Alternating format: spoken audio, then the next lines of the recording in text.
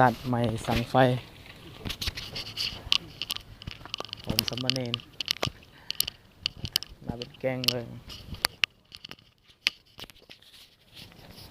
มาเฮ็ดประตูโขง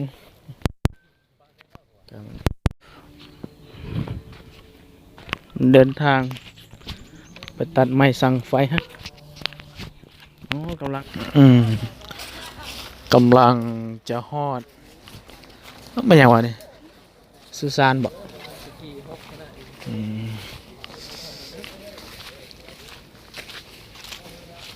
เอ้าไม่ยังเคยนี่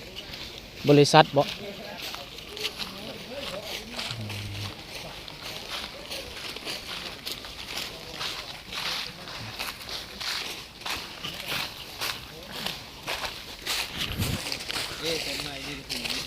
โอ้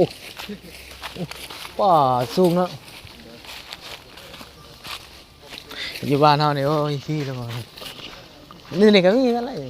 ต้นไม้ใหญ่ต้องมีทีมันมีคุ้มครองเลยคือกันนั่นแหละอยู่ใส่เอาอย่าจุดอย่าแลนไว้ปอโตจังหวะนี้เจ้าน้อยมาจังน้อยนี่ระวังแล้วสิได้ผู้จักล้ำอยู่นี่โอ้สีขาวอ่ะโอ้ใจเย็นพี่น้องใจเย็นพี่น้องเอ้ย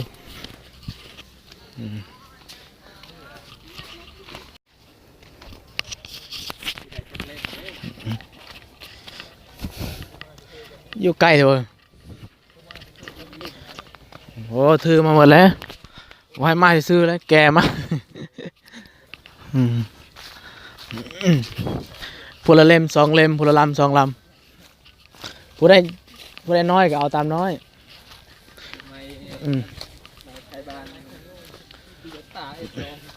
ผู้ได้ใหญ่ก็เอาไว้2 ลำ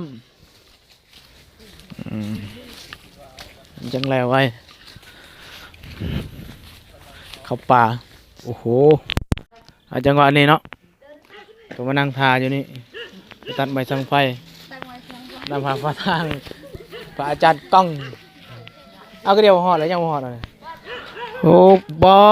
โตปานมันจะไปเกาหลีวันนี้บอโตขักเลยโอ้โห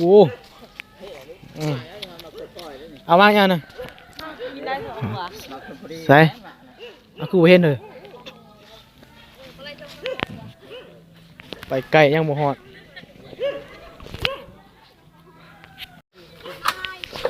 ก้อยลำบากกับกรรมเอาจนใจจะให้ประตูเขาหักได้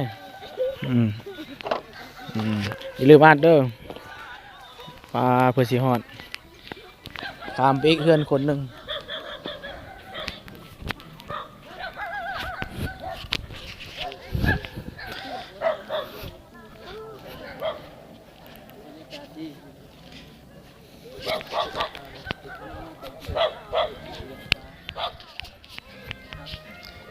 เดินทางไปตัดไม้สังไผ่เด้อพี่น้อง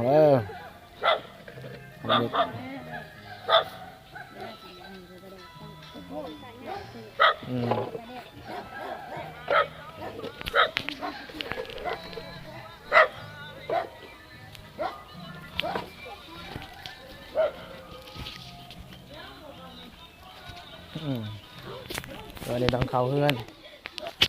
เข้าไปในป่าโอ้ไปตัดไม้สังไฟเด้อพ่อแม่พี่น้องเด้อ6 กับ 6มันใหญ่โพดว่าจะนั่นมันใหญ่โพดไปจ้ะน้อยลงนิดน้อยนึงเจ้านี่ก็กำลังเข้าไปตัดไม้สังไฟอยู่ในป่า6 กับ 6โอ้ยพี่น้องเอ้ย6 กับ 6ไม่ยังคือตายเมื่อไรใหม่เนาะ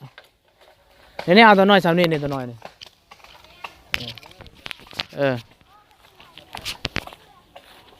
เดี๋ยวเจ้าเอ้ยดึงไปเด้อนี่ปาโตเสร็จอันนี้ได้นี่มันจะไปได้บ้านี่ขาโอ้บุโอ้ยบุอะไรวะตอนนี้ก็เข้าไปตัดไม้สังไฟอยู่ในป่า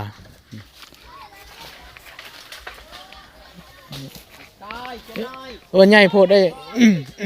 ใหญ่โพดอันนี้แก้วมันใหญ่โพดอันนี้เอาน้อยลงนี่เด้ออ๋อจังหวะนี้เนาะกำลังหอดแล้ววันนี้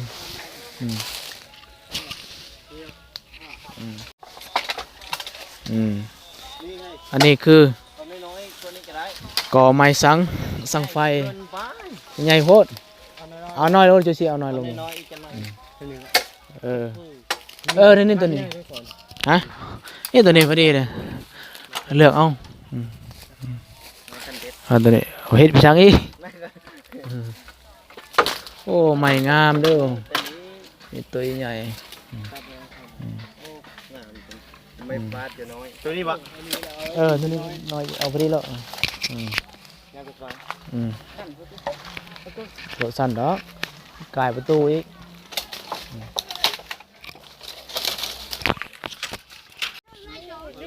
จังหวะนี้เนาะกะฮอดปลาไม้สังไฟแล้วพาสิมันตัดได้ข้อนำเจ้าของเขาเรียบร้อยโอ้ยพี่นะกูจะขึ้นได้ก็บ่แห้งปลาแถวดง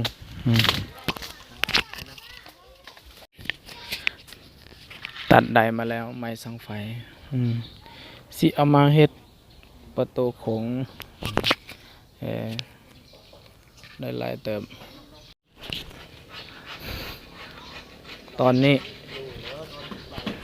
กำลังจะเฮ็ดประตูโขงเด้อพี่น้องเด้อประตูโขงในวัด